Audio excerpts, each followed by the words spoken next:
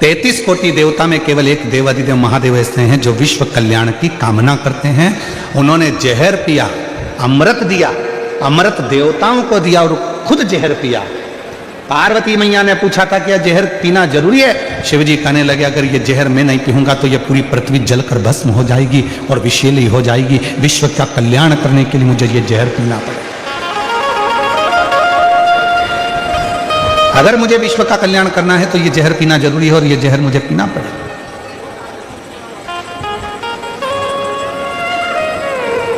और इसको मुझे पीना है।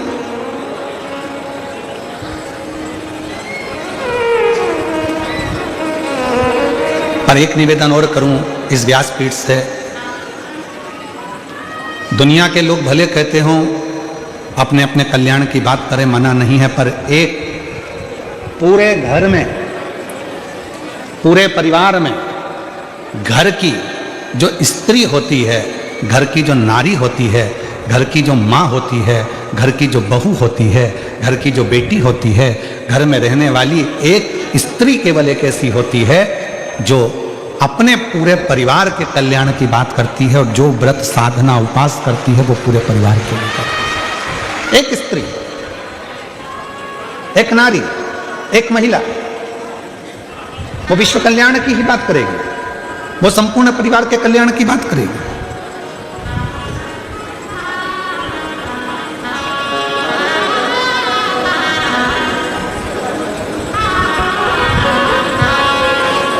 और शंभु शरणे पड़ी मांगू घड़ी दुख काटो दया करी शरण आपो।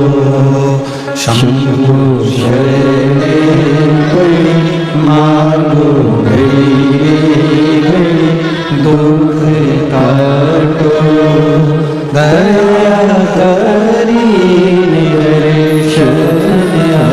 केवल एक देवाधिदेव महादेव ऐसे हैं, भगवान शंकर वो गढ़दानी त्रिकालदर्शी कैलाशी अविनाशी शिव ऐसे हैं जो विश्व कल्याण की कामना करते हैं। जहर मैं पी रहा हूं, क्यों? पूरा विश्व आराम से जिंदगी जी सके, इन सबको अमृत प्राप्त हो सके।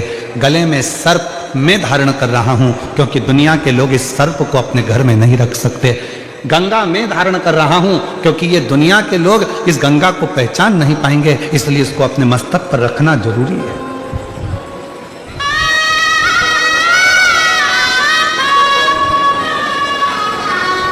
अपने शीश पर रखना बहुत जरूरी है।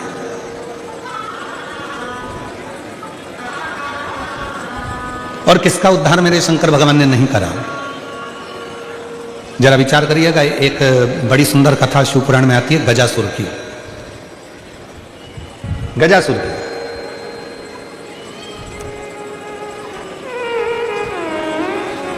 गज का मुख है, मनुष्य का शरीर असुरों वाला है।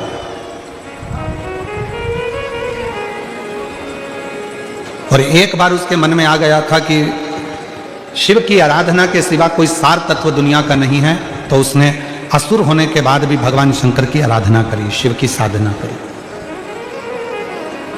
शिव साधना में डूबा हुआ, भगवान शंकर की आराधना में डूबा हुआ वो गजासुर। अब इतनी भगवान देवाधिदेव महादेव की आराधना में गजासुर हो गया, इतनी आराधना में डूब गया, साधना में डूब गया कि भगवान शिव को प्रकट होना पड़ा।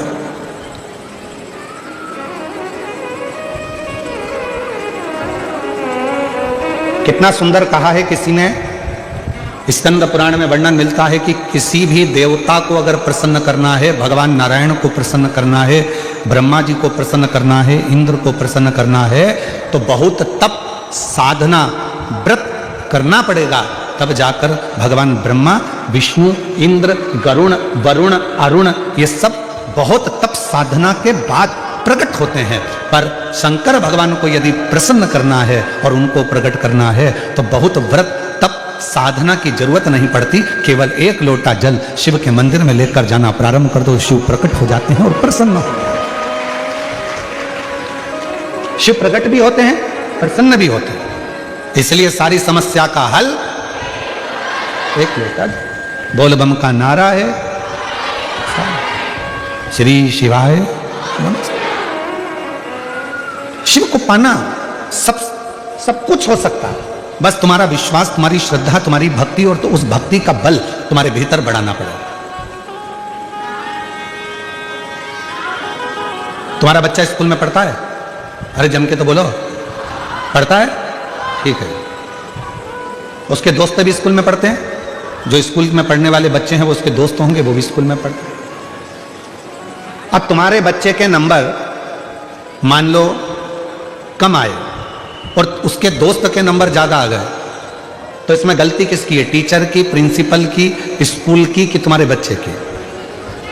अपने बच्चे की गलती है। क्यों?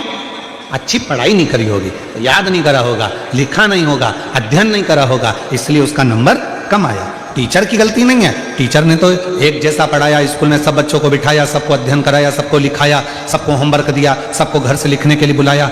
बस गलती इतनी है कि हमारा बच्चा अच्छे से लिख नहीं पाया, अच्छे से अध्ययन नहीं कर पाया, याद नहीं कर पाया, इसलिए उसका नंबर, उसका परसेंट कम आया। और बाकी का उसका जो दोस्त था उसका परसेंट भी अच्छा बना, उसके नंबर भी अच्छे आ गए।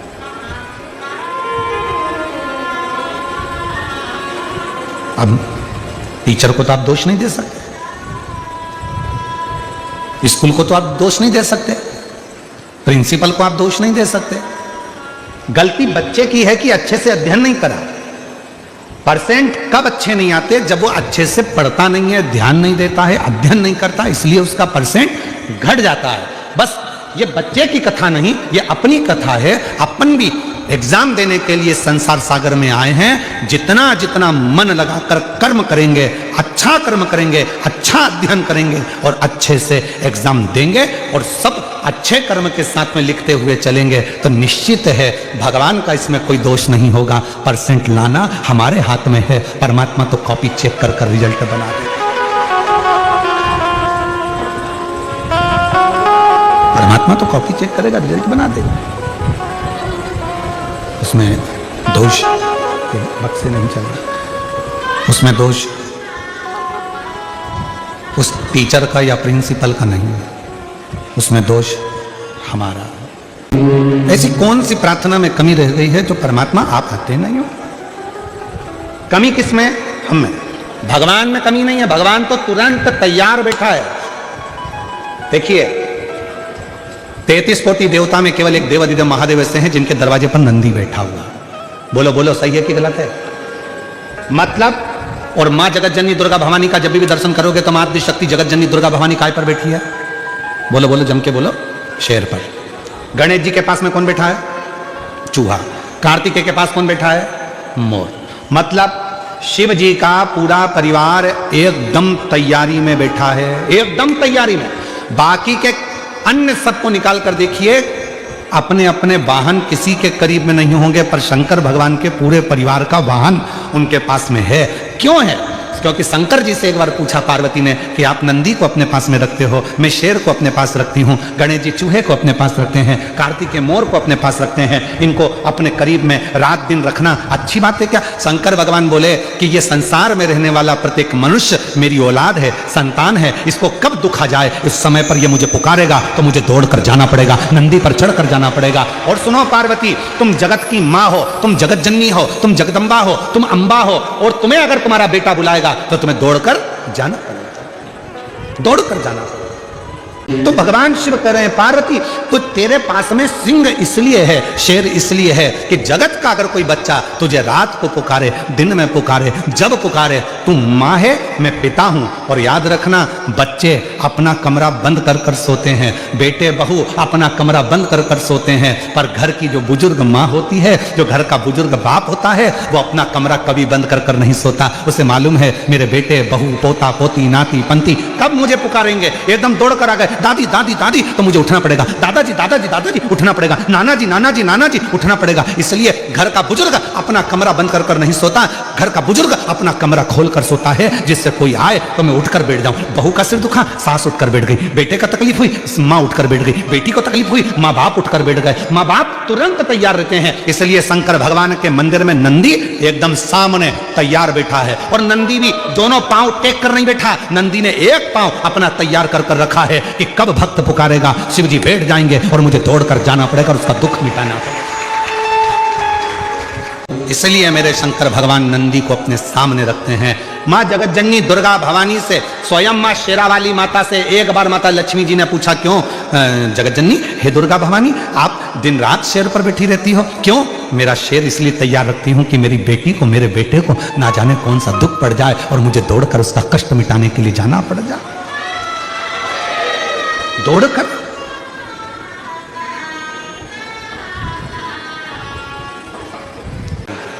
एक आस, और वो आस कभी जिंदगी में खत्म नहीं होना चाहिए।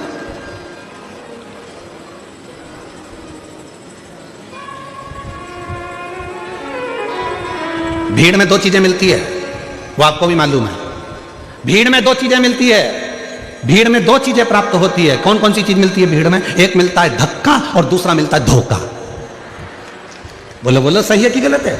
भीड़ में, छोटू भाई, भीड़ में दो चीजें मिलती है, एक मिलता है धक्का और दूसरा मिलता है धोखा। निगाह हटी और दुर्घटना घटी। अभी थोड़ी देर के लिए पल्लू नीचे आया था और भीड़ में धक्का लगा और धोखा। छोटू भाई, मिश्रा जी कहाँ बैठा? हाँ मिश्रा जी, ध्यान देना जरा, बहुत अच्छी बात है, कथा के तत्व पर ध्यान दीजिएगा। भीड़ में दो चीजें मिलती है, एक मिलता है धक्का और दूसरा मिलता है धोखा। पर याद रखना, दुनिया की भीड़ में धक्का भी मिलेगा और धोखा भी मिलेगा, पर जब धर्म की भीड़ होती है तो उसमें धक्का मिल सकता है पर धोखा कभी नहीं मिल सकता। उसमें शिव तत्व प्रदान जरूर करता, प्रदान कर। कई कई माताएं कहती है, गुरुजी हमारे देखो इतनी भीड़ थी, हमारी गले की चेन चली गई। अच्छा ईमानदारी से बोलो, जो नौकरी करने वाले हैं उनका प्रमोशन हो गया, तुम कथा सुनते सुनते पीछे से आगे आके बैठ गए, तुम्हारा प्रमोशन हो गया, पर चोट्टे का आज तक प्रमोशन नहीं हुआ। वो चोट्टा की चोट्टा ही रिया, उसका प्रमोशन नहीं हुआ। जिसकी चेन गई उसकी 2 तोले की ज्यादा बन गई, भगवान ने बनवा दी। मेहनत करी उसने कि गई, क्या करूं, रिपोर्ट भी करी मैंने, ये भी करा मैंने, वो भी करा, पर उसकी चेन भगवान ने कहीं ना कहीं मेहनत करके 2 तोले की ज्यादा बनवा दी, कृपा कर दी। पर जो चोट्टा था, चोट्टाई करते करते उसकी पूरी जिंदगी निकल गई, फिर भी वो चोट्टा की चोट्टा ही रिया, उसका प्रमोशन नहीं हो पाया, वो चोट्टा की चोट्टा ही। क्यों? क्योंकि उसने जिंदगी में सबको धोखा दिया है, और धोखा देने वाला कभी खुशी की जिंदगी नहीं जी सकता, वो दुख की ही जिंदगी जीता। याद रखना, भीड़ में दो चीजें ज्यादा मिलती हैं, पहले नंबर पर मिलता है धक्का और दूसरे नंबर पर मिलता है धोखा। दुनिया की भीड़ में चलोगे तो एक ना एक दिन धक्का भी मिलेगा और धोखा भी मिलेगा, इसलिए सावधान सावधान। मेरे गुजराती बहन भाई, मेरे सूरत की जीजी और सूरत के जी जाओ,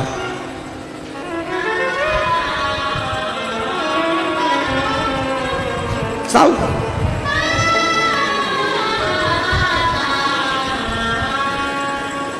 थोड़ा समझ, धर्म में धक्का मिल सकता है पर धोखा नहीं मिलता। शिव जी को जल चढ़ाने वाला को कभी धोखा नहीं मिल सकता, श्री शिवाय नमस्तुभ्यम जपने वाले को कभी धोखा नहीं मिल सकता, शंकर भगवान के मंदिर में झाड़ू पोछा करने वाले को कभी धोखा नहीं मिल सकता। और जिसने धोखा दिया है, एक ना एक दिन उसको रोते रोते तुम्हारे चरणों में आकर पांव पकड़ना ही पड़ेगा। अगर शिव भक्त के साथ धोखा किया, शंकर के भक्त के साथ अगर धोखा हुआ है, तो फिर एक ना एक दिन तुम उसको चरण पकड़ेगा।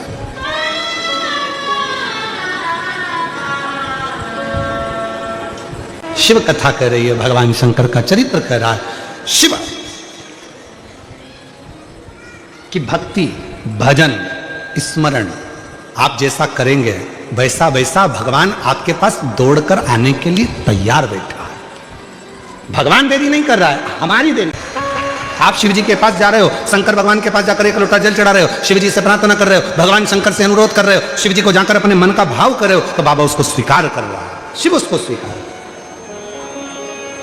इसमें टीचर की गलती नहीं है, बच्चे का परसेंटेज गड़बड़ हो रहा है, बच्चे की पढ़ाई गड़बड़ हो रही है, रिजल्ट ठीक नहीं आ रहा, तो इसमें टीचर की गलती नहीं है, गलती अपने बच्चे की है। उसी तरह हम रोज जल चढ़ा रहे हैं, हम शंकर जी के मंदिर रोज जा रहे हैं, हम शिव जी को रोज स्तुति कर रहे हैं, हम शिवपुराण की कथा भी सुन रहे हैं, हम पशुपति व्रत भी कर रहे हैं, हमने लिखा भी अच्छा, पढ़ा भी अच्छा, याद भी अच्छा करा, उसके बाद भी हमारा रिजल्ट अच्छा नहीं आ रहा, मतलब बाबा हमारी क्यों नहीं सुन रहा? मतलब याद रखना, इसमें टीचर की गलती नहीं है, उसका तो नंदी तैयार बैठा है, उसका तो शेर तैयार बैठा है, गलती हमारी है। कुछ ना कुछ हम याद नहीं कर पा रहे हैं, कुछ ना कुछ हम अच्छे से उसका स्मरण नहीं कर पा रहे हैं, इसलिए हमारा परसेंटेज डाउन हो रहा है और हमारा परमात्मा हमारा रिजल्ट ठीक नहीं निकाल। किसी ने पूछा कि गुरुजी बच्चे को लैपटॉप चलाना सिखाना है, कंप्यूटर चलाना सिखाना है, मशीन चलाना सिखाना है, गाड़ी चलाना सिखाना है, बच्चे को अच्छी पढ़ाई सिखाना है, बच्चे को सब कुछ सिखाया जाता है, पर मोबाइल चलाना कोई नहीं सिखाता, तो भी बच्चे सीख जाते हैं, ये कैसे सीख जाते हैं? हमने कहा श्रीमद् भागवत में चरित्र आता है अभिमन्यु की धर्मपत्नी उत्तरा का। श्रीमद् भागवत में चरित्र आता है कि गर्भस्थ हिरण्यकशिपु की पत्नी जब गर्भ से थी, नारद जी उसको लेकर चले गए थे, इतना सत्संग कराया कि उनके गर्भ से जो बच्चे ने जन्म लिया उसका नाम प्रहलाद हो गया, जो आते से ही भगवान के नाम का एलान करा वो प्रहलाद हो गया। मतलब डॉक्टर कह देते हैं बेड रेस्ट, गर्भ के समय पर बच्चा गर्भ में है और डॉक्टर ने कह दिया बेड रेस्ट। अब बेड रेस्ट में करना क्या है? कोई रामायण तो पढ़ोगे नहीं, गीता पढ़ोगे नहीं, शिवपुराण पढ़ोगे नहीं, तो करोगे क्या? कितने ध्यान से मोबाइल चलाते हो कि अंदर बैठा पप्पू वो पूरी ध्यान लगाकर, तुम सोच रहे हो कि मैं देख रही हूं मोबाइल, नहीं, वो अंदर से देख रहा, पूरा ज्ञान ले रहा है मोबाइल का।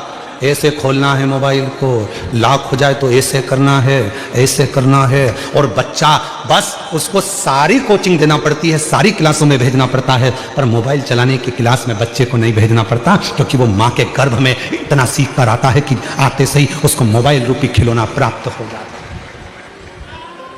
चाहिए क्या था? गर्भस्थ नारी को, गर्भस्थ माता को पढ़ना था शिवपुराण, पढ़ना था रामायण, पढ़ना था गीता, पढ़ना था भगवान शिव का नाम, पढ़ना था राम नाम, कृष्ण नाम, शिव नाम, जगत जननी का नाम, परंतु उसने मोबाइल को देख देख कर तो बच्चे को रुचि। आप देखो बच्चे को अगर रोटी खिलाना है तो मोबाइल पकड़ा दो, कपड़े पहनाना है तो मोबाइल पकड़ा दो, चुप कराना है तो मोबाइल पकड़ा दो, कारण उसने गर्भस्थ वही देखा।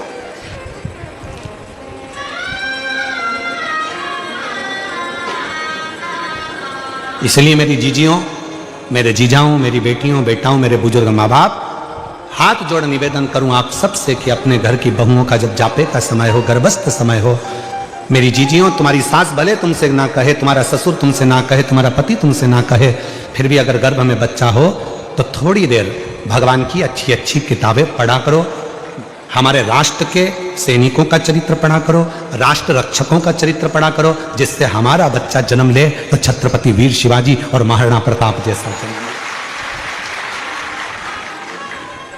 गजासुर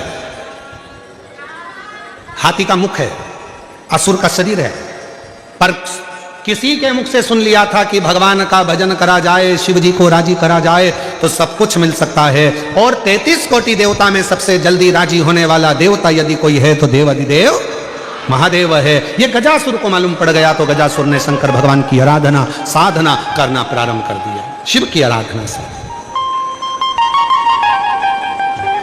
जिस भाव से जो पुकारता है उस पर करुणा करता है। गजासुर ने तपस्या करना प्रारंभ कर दी,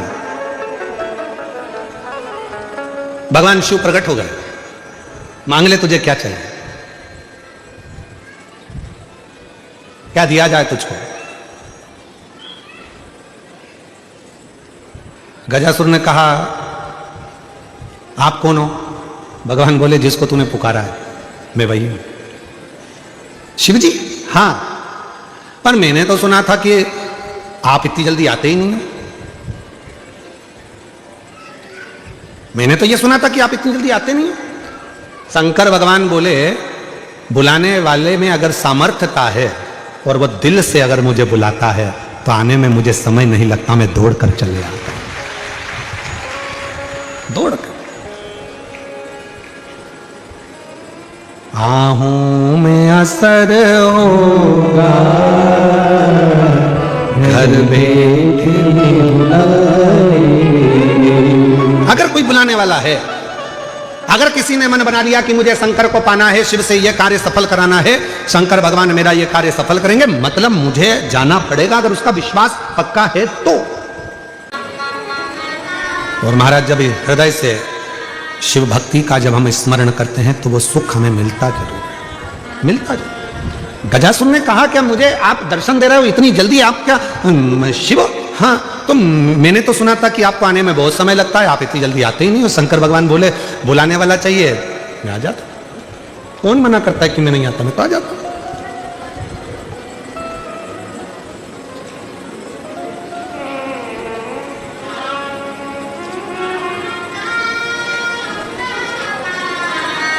बस उसको जब दिल से आप पुकारेंगे, बुलाएंगे, वो दिल से आपकी ओर दौड़ कर आता है, दौड़ कर।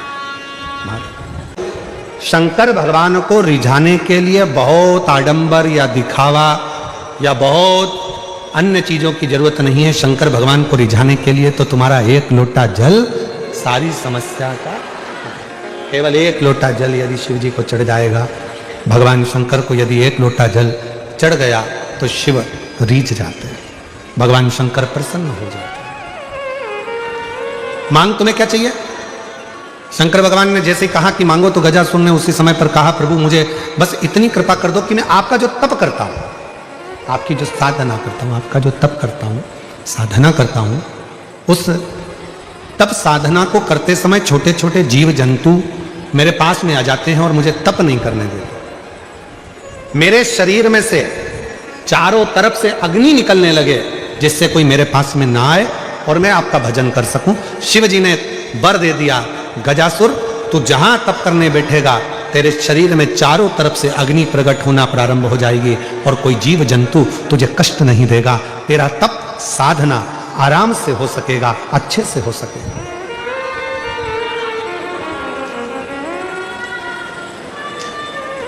आप लोग व्रत करते हो? बोलो तो जम के। कोई सा भी करते हो? हफ्ते में, महीने में, 15 दिन में, 20 दिन में, 6 महीने में, साल भर में, कभी तो करते होगे। करते हो? तुम करते हो पक्के में? पर शिव पुराण तो कहती है कि मनुष्य में इतनी सामर्थ्यता ही नहीं है कि वो व्रत कर सके। शिव महापुराण की कथा कहती है कि संसार का कोई मानव किसी भी देवता का व्रत कभी नहीं कर सकता। व्रत कब करता है?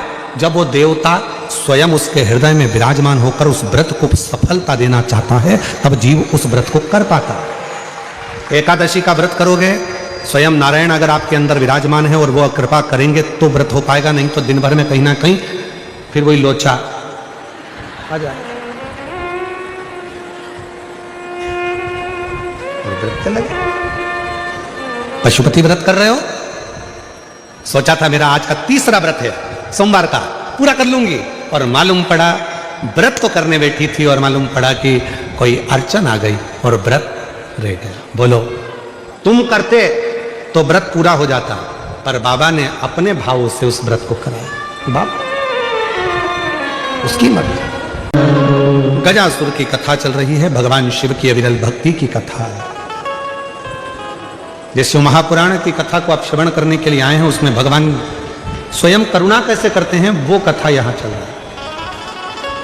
मांग ले, तुझे क्या चाहिए? गजासुर ने कहा मैं जब तप करता हूं, साधना करता हूं, तो चारों तरफ से जीव मुझे परेशान करते हैं, तो मेरे शरीर से अग्नि निकले, मेरे शरीर से अग्नि निकले। देखो, एक है दुर्वा, एक है बेलपत्र, और दूसरा है पहले नंबर पर दुर्वा, दूसरे नंबर पर बेलपत्र, तीसरे नंबर पर कनेर का फूल। कोई अच्छा कार्य करते करते कई माताएं ऐसी होती हैं जो अपने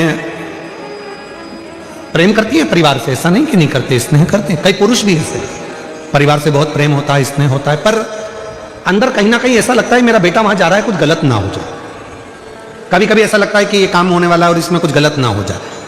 कई बार शादी पक्की हो रही है, रिश्ता पक्का हो रहा है, या कोई घर में अच्छा कार्य हो रहा है और मन में संशय उत्पन्न हो जाता है कहीं गलत ना हो जाए। मतलब उसके अंदर कहीं नेगेटिवता आती रहती है, ये वो सोचती रहती है, उसके अंदर एक कुछ ना कुछ ऐसा तत्व चलता रहता है जिससे वो बुद्धि में, विवेक में वो चीज उसके आती रहती है। तो शिव महापुराण में गजासुर की कथा कहती है कि गजासुर ने भगवान शंकर से वर मांगा कि मैं जब आपका भजन करूं, तप करूं, साधना करूं तो मेरे पास में अग्नि चारों तरफ हो जाए। खींचकर बोलना पड़ रहा है, ये अग्नि मेरे चारों तरफ हो जाए, जिससे मैं आपका तप, आपकी साधना अच्छे से कर सकूं। डिले कम कर गला खींचना पड़ रहा है बोलने में। मैं आपका तप, आपकी साधना आराम से कर सकूं। शिव जी ने वर दे दिया, जब तुम तप करने के लिए बैठोगे, साधना करने बैठोगे, भजन करने बैठोगे, तब तुम्हारे चारों तरफ अग्नि प्रकट हो जाएगी। जिन माताओं को, जिन भाइयों को, जिन बेटियों को, जिन बेटाओं को, जिन मेरी बुजुर्ग माँ बाप को ऐसा लगता है, अंदर से ऐसा महसूस होता है कि कुछ गलत होने वाला है, कल कुछ गलत होने वाला है, मेरे पति के साथ ये गलत होने वाला है, मेरे बेटे के साथ ये गलत होने वाला है, या मेरे साथ कुछ गलत होने वाला है, जिसकी बुद्धि में केवल नेगेटिवता चलती रहती है, उसको 3 चीजें शंकर भगवान को प्रदोष के दिन अवश्य चढ़ाना चाहिए। क्या क्या चीज? पहले नंबर पर जम के बोलो दुर्वा, दूसरे नंबर पर बेलपत्र, और तीसरे नंबर पर कनेर का फूल। और यदि ऐसा महसूस हो रहा है कि मेरे को स्वप्न भी गड़बड़ आ रहे हैं, स्वप्न भी गलत आ रहे हैं, तो मेरा निवेदन रहेगा, जो दुर्वा आपने शिव जी को चढ़ाई है, उस दुर्वा को उठाकर लेकर आ जाना है, और प्रदोष काल में, प्रदोष के समय पर उस दुर्वा को चबा चबा कर खा लेना है। जिसकी बुद्धि में गलत चीजें आती रहती हैं, गलत विचार आता रहता है, गंदा गंदा कुछ भाव ऐसा प्रकट होने लगता है, मन पूजन में नहीं लगता, साधना में नहीं लगता, आराधना में नहीं लगता, पूजन करने बैठे हैं तो भी हमारा गलत विचार आ रहा है, साधना करने में भी गलत विचार आ रहे हैं, पूजन में गलत सोच आ रही है, गलत विचार आ रहे हैं, तो उनको वो दुर्वा जो शिव जी को समर्पित करी है, बेलपत्र जो शंकर भगवान को समर्पित करी है, कनेर का पुष्प जो शंकर भगवान को समर्पित करा है, उसमें से मात्र एक दुर्वा आप उठाकर ले आओ, और प्रदोष काल में उसको प्रदोष के दिन चबा चबा कर खा लीजिए। फिर कभी जिंदगी में कभी गलत विचार, गलत सोच और गलत दृष्टि नहीं जाएगी, और आपका ध्यान केंद्रित शिव की ओर है। शंभो शंभो शंभो शंभो, भगवान शंकर की ओर केंद्रित रहे। चारों तरफ अग्नि लग गई, चारों तरफ। अब गजासुर ने वापिस तप करना प्रारंभ करा, और गजासुर ने वापिस तप करना प्रारंभ कर दिया, तप साधना वापिस प्रारंभ कर दिया। भगवान भोलेनाथ फिर प्रकट हो गए, शिव जी वापिस प्रकट हो गए। गजासुर, मांगो तुमको क्या चाहिए, क्या दें तुमको? गजासुर ने कहा, अब तो मैंने मांगने के लिए तप ही नहीं करा, अब मैंने मांगने के लिए तप नहीं करा। शंभो शंभो शंभो, अब मैंने मांगने के लिए कोई तप नहीं करा। भोलेनाथ जी कहने लगे, तुमने तप करा तो मेरा आगमन हुआ। दुनिया के लोगों को लगता है कि शंकर भगवान को हम एक लोटा जल चढ़ाते हैं और शिव जी हमारी मनोकामना वहीं बैठकर पूरा कर देते हैं। नहीं, जब हम एक लोटा जल लेकर अपने शंकर भगवान के मंदिर में अपने घर से जाते हैं, जल समर्पित करते हैं, और जल समर्पित कर कर जब हम वापिस वो लोटा लेकर आते हैं, तब मेरा देव अधिदेव महादेव अपने गणों को, शंकर भगवान स्वयं उस कलश के अंदर लक्ष्मी को विराजमान कर कर आपके दरवाजे तक भेजते हैं और आपके दुख को मिटा देते हैं, आपकी तकलीफों को मिटा देते हैं, आपके कष्टों को मिटा देते हैं, आपकी तकलीफों को मिटा देते हैं, आपके कष्टों को मिटा देते हैं। शिव करुणा करते हैं, भगवान शंकर कृपा करते हैं, दया करते हैं, करुणा करते हैं। शिव कथा कहती है, भगवान शंकर का पवित्र चरित्र कहता है, गजासुर अब तुम्हें क्या चाहिए वो मांगो। गजासुर ने कहा, मैंने अब जो तप करा था वो मांगने के लिए नहीं करा, अब मैंने मांगने के लिए तप नहीं करा। और यदि मेरे भोले बाबा, यदि आप आ ही गए हो तो एक निवेदन करता हूं, आपको बार बार मेरे पास में आना पड़ता है, मैं तप करता हूं और आप भाग भाग कर बार बार मेरे पास में आते हो, इसलिए मैं आपसे एक निवेदन करना चाहता हूं कि अब आप कहीं मत जाओ, मेरे पेट के अंदर बैठ जाओ, मेरे पेट में आकर बैठो।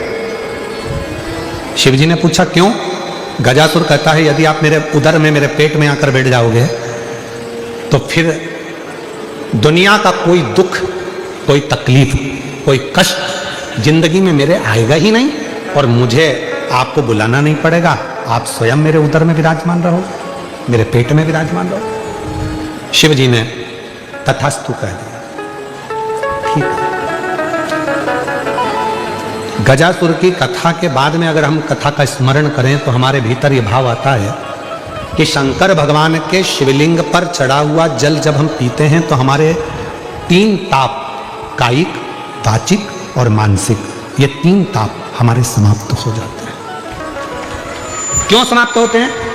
हमने इतना तप नहीं करा कि हम गजासुर जैसा तप कर भगवान शंकर को अपने पेट में बिठा सकें। हमने इतना तप नहीं करा कि भगवान शंकर को अपने उदर में बिठा सकें। हमने इतना व्रत नहीं करा कि शंकर भगवान को अपने पेट में बिठा सकें। हमने इतनी साधना नहीं करी कि शंकर भगवान को हम अपने उदर में, अपने पेट में बिठा सकें। पर शिव महापुराण की कथा कहती है, जब शंकर जी के मंदिर में जाकर हम शिव जी को 1 लोटा जल समर्पित करते हैं, उसमें से थोड़ा सा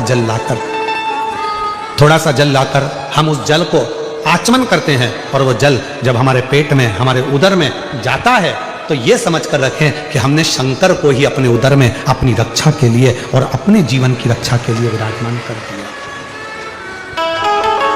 शिव को, शंकर, खींचकर बोलना पड़ रहा है, गला बहुत तकलीफ दे रहा है। हमने भगवान शंकर को, हमने भगवान शिव को अपने भीतर विराजमान कर दिया। हमने भगवान शंकर को अपने भीतर विराजमान कर दिया। इसलिए मेरी जीजियों से, मेरे जीजाओं से, मेरी बेटियों से, बेटाओं से, मेरे बुजुर्गों से निवेदन है, शिव जी को जल चढ़ाने जाओ तो जल थोड़ा सा आचमन जरूर करो। हम शिव को अपने उदर में नहीं बिठा सकते, हम भगवान शंकर को अपने पेट में, अपने उदर में विराजमान नहीं कर सकते, पर वो आचमन करने के बाद हम शंकर भगवान को अपने उदर में, अपने गर्भ में बिठा सकते, शिव को बिठा सकते, शंकर भगवान को बिठा सकते। गजासुर के पेट में, गजासुर के उदर में भगवान शिव विराजमान हो गए, बैठ गए। पूरे 3 लोकों में हाहाकार मच गया कि शंकर भगवान है ही नहीं। शिव को ढूंढो, भगवान शंकर को खोजो। सब गए खोजने।